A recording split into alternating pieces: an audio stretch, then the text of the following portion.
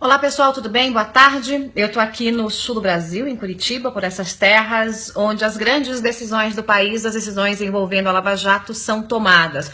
Mas essas informações você vai saber um pouquinho mais pra frente. Eu quero falar aqui de um assunto que estão me pedindo demais para comentar. Eu já fiz um pequeno texto aqui na fanpage que é justamente a decisão do STF de rasgar a Constituição. Eu tenho alguns questionamentos a fazer. Eu já havia alertado a vocês que se o STF tomasse a decisão de mudar o rito do impeachment, a Corte Maior deste país estaria simplesmente dizendo que o impeachment de Collor não valeu, que o impeachment de Collor não seguiu as regras. Mas há algumas outras perguntas que precisam ser feitas aqui. Como é que pode a Corte Maior deste país, um Supremo, que diz que a maioria simples do Senado pode simplesmente reformar a maioria de 2/3 da Câmara dos Deputados quando o assunto é o impeachment?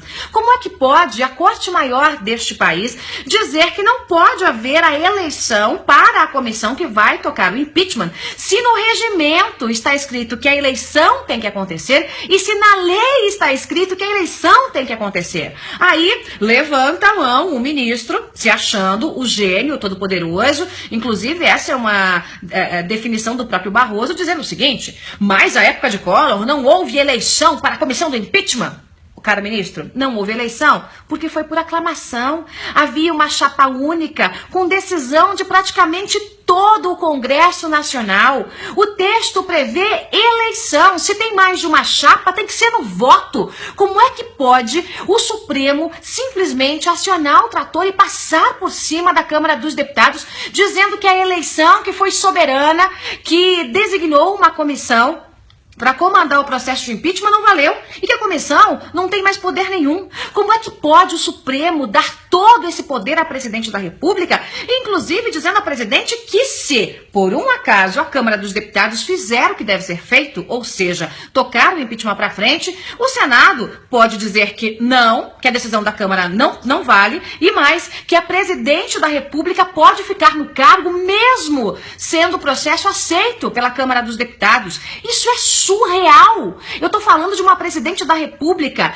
que usa do poder da caneta com os seus ministros para cooptar, como vimos, o próprio Supremo e o próprio Legislativo. Já imaginou a presidente com o impeachment sendo tocado e já passando da Câmara para o Senado e no poder, o que ela não faria no comando da presidência da República?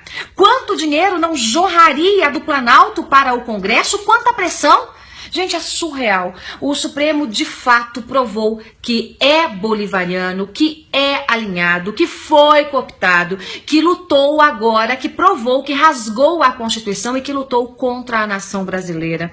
O que tem se exigido é simplesmente o cumprimento da lei, é simplesmente o cumprimento da Constituição. E o Supremo, os integrantes do Supremo que juraram defender a Constituição, cuspiram na lei e na Constituição e cuspiram na cara do país. Gilmar Mendes, um pouco mais cedo, deu uma entrevista na Jovem Pan e disse que o Supremo está cooptado e caminha para o bolivarianismo. Gilmar Mendes, lamentavelmente, tem toda a razão.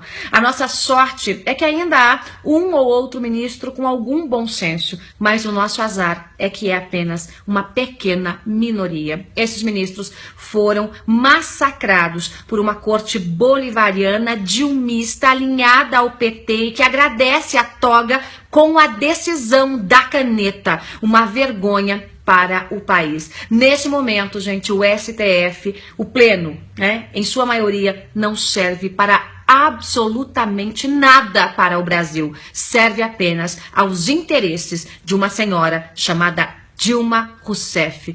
Hoje é um dia de luto no país. Hoje é um dia de vergonha. O STF provou que, de fato, envergonha essa nação.